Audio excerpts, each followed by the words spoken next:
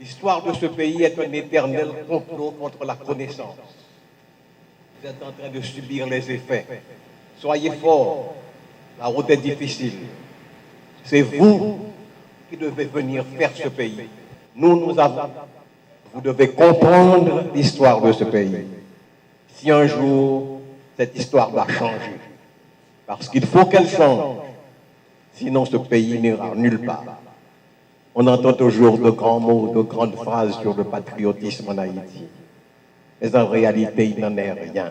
La nation haïtienne n'a jamais été accueillie ni traitée avec aménité dans le concert des nations du monde occidental.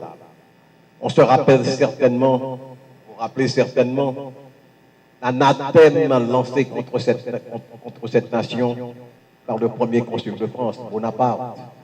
Après la déclaration d'indépendance du général Nègre, Jean-Jacques Dessalines, Bonaparte s'est écrié, ils ont osé faire ça, ils cuiront dans leur jus.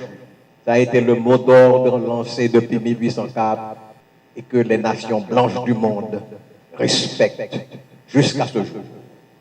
On se rappelle aussi la déclaration du sénateur Thomas Benton des États-Unis.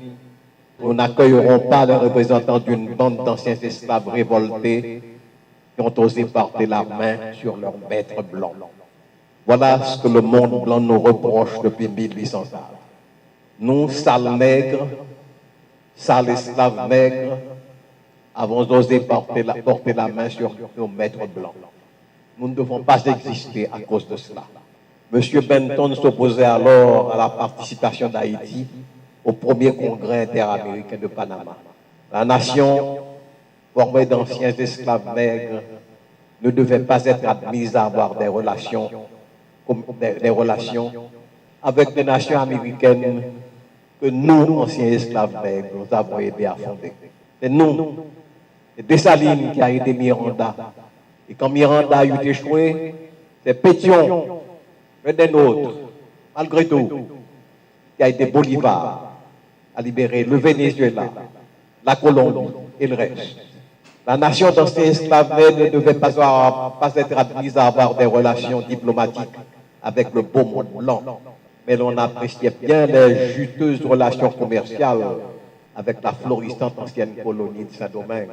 Une colonie qui avait alimenté pendant 200 ans les 2/3 du commerce extérieur du royaume de France. 2/3.